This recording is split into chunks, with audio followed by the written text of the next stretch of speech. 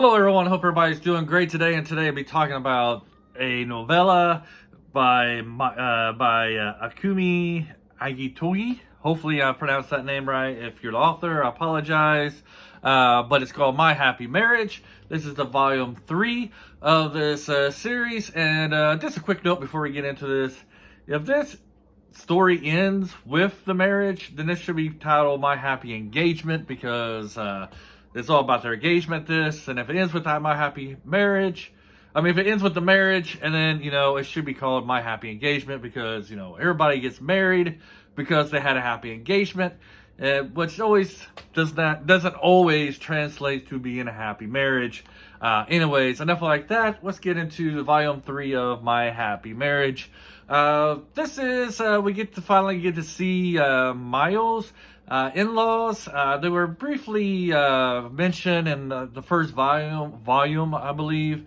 The dad, he was mentioned being all right, and the mom was mentioned to being very uppity and into herself, and very biased against those who weren't up there with the high society, those in the lower classes. Shit really like. That's kind of how they described in the earlier volume. And so in this volume, Mayo actually gets to meet her in-laws, and it's not the most best introduction, I guess. The meeting didn't go very well at the beginning, but the majority of this novella does cover Mayo trying to get along with her future mother-in-law.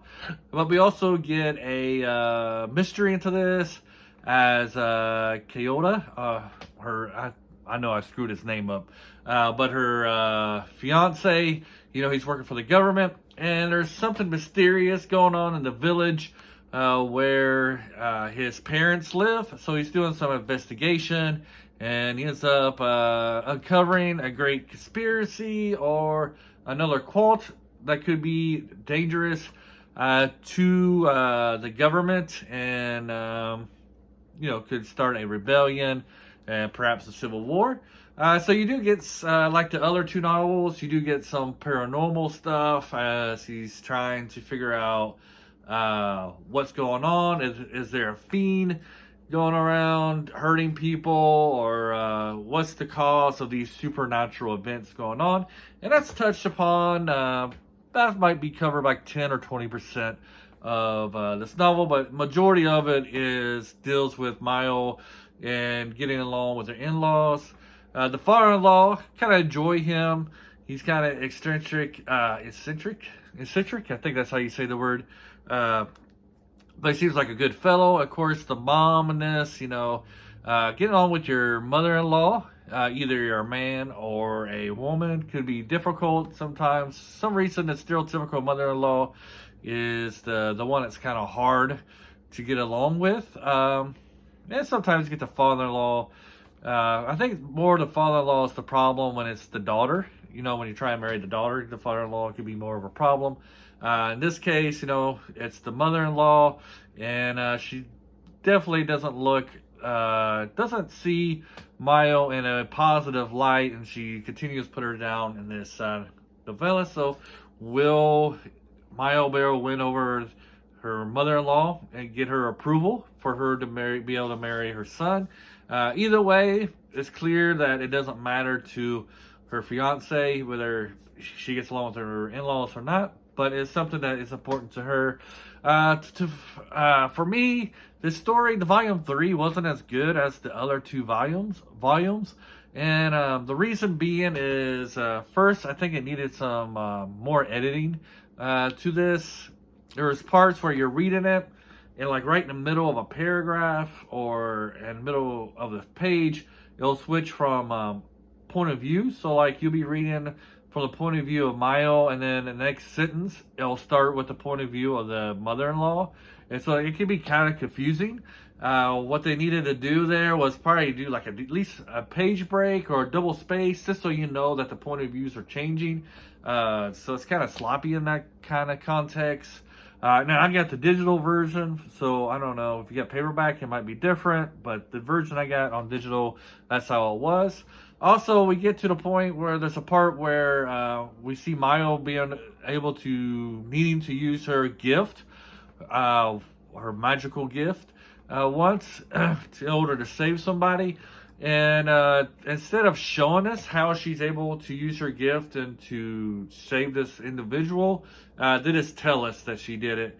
It would have been nice if we could actually see her being able to use her gift in a positive light to help this person instead of just telling us this is how she did it. And I don't know if that has to do with page.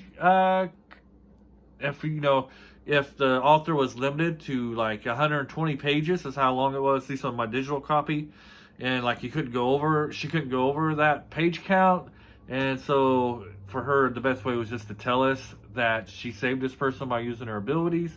But it would have been nice to be if she would be able to show it.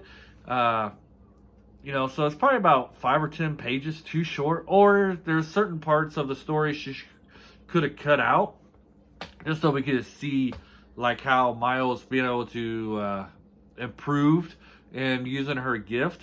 Was something that she was worried about, as we see before she was going to help this individual. But we didn't really get to see like her struggle in doing so. Also, her character, Miles' character, is kind of flat. I mean, she starts out trying to wanting to win the approval, so that's her objective, and also prove to everyone that she's worthy to be her fiance's future wife, and that's what she sets out to be. And she wants to get along with her mother-in-law, like I just said. But does she reach those objectives? I'm not going to give away a spoiler, but her character is kind of flat. She starts off being kind of timid and scared of the mother-in-law, and in the end, there's flashes where she kind of gets a backbone and stands up for herself.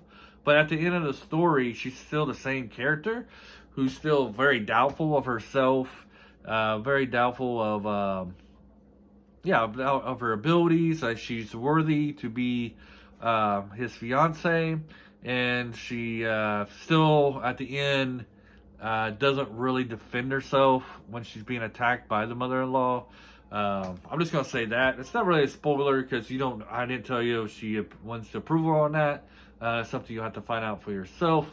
But you read it. But to me, I think Volume 3 took a step back. The first 2 volumes were really good. Volume 3 just felt like it was too short and didn't give the author enough time to explore different avenues. Like she didn't really get to explore what I can't pronounce his name, but the fiance didn't really get to explore like his investigating of what the mysterious events that's going on.